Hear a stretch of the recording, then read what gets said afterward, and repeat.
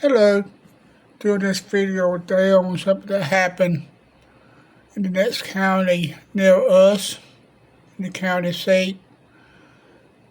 People are now being robbed by only trying to help somebody that they think is in trouble. The person was robbed at gunpoint when he went to help a lady that was being, a white lady, that was being attacked by two black guys. And when he went in to help them, the woman turned on him, and the two black guys pulled out the knives, and one had a gun, and robbed him off his wallet and his car keys, and sold his car. So beware of this when you try to help somebody, of what that person might do is to try to help. They may be in on it together. So beware of your surroundings and try to help somebody. Be sure you have the means to help somebody. If that guy had a old gun, then the story might have been different. But good thing for him that he had one of them air tags on his car, so he was able to find out what. Well, first of all, they called the police and they came and started doing the investigations. And then he remembered he had the air tag, so he pulled up that information, and the police knew where the car was at. It wasn't too far from them. So they went to that place and they did find the two guys and a girl sitting in the car, and they arrested all three of them. So that story had a little happy ending. But you got to be aware of your surroundings when you're in or out in public, or even in your own place these days, because you just don't never know. The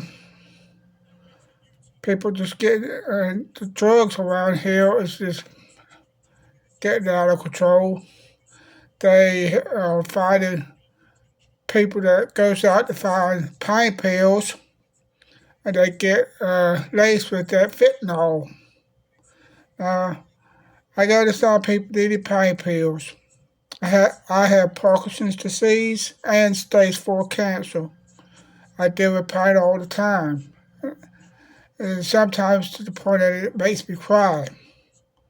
Barely can move, cannot do the things like I used to enjoy doing. So I can understand I needed pain pills. My local doctor, he's good, but he only prescribes muscle relaxers. He don't do the heavy pain pills like Oxy or the other stuff. So I just had to deal with that and use Tylenol PM off the shelves at Walmart.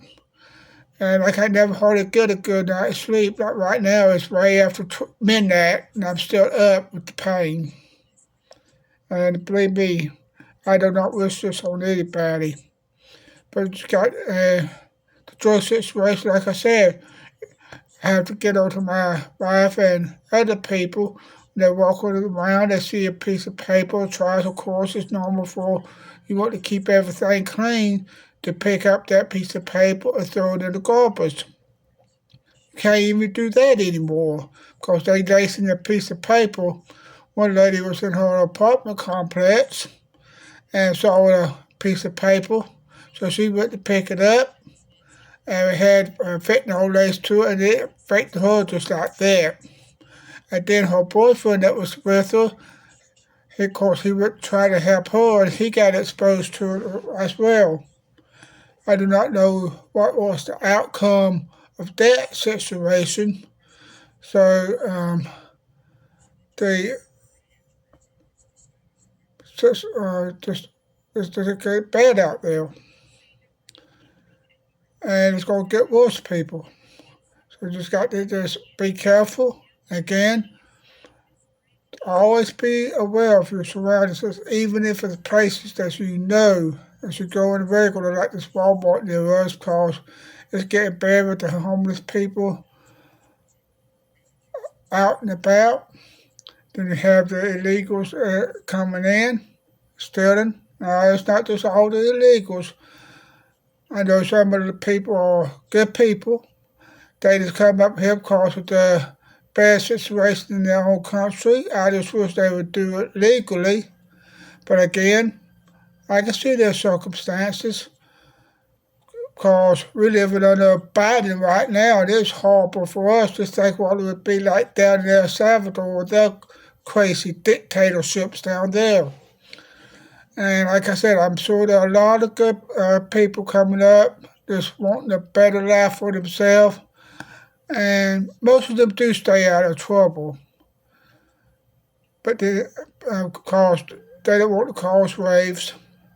But they get their paperwork in order, then they go and find jobs and stuff like that, try to make a better life for themselves and their family. But you got a few of them that could cause us nothing but trouble, like the 4 or 5 or 5 whatever that beat up the police officer in New York City a while back. They all had criminal records because they wasn't fested by the immigration and border patrol. They was just giving their paper information and let go. I think they deported one of them back to Mexico. He's already back again. They got arrested again. It's that easy for them to come across. The food situation, of course, and housing, that's just gotten out of control. I'd rather see people here in the United States, the veterans and the homeless people, get housing first. And it is just wrong for the government to take over a school or whatever, or a library, and let the illegals sleep in it. I saw one story where they kicked all the students out of a high school. Now they had to go through homeschooling, and they housing 300 or 400 illegals in that school.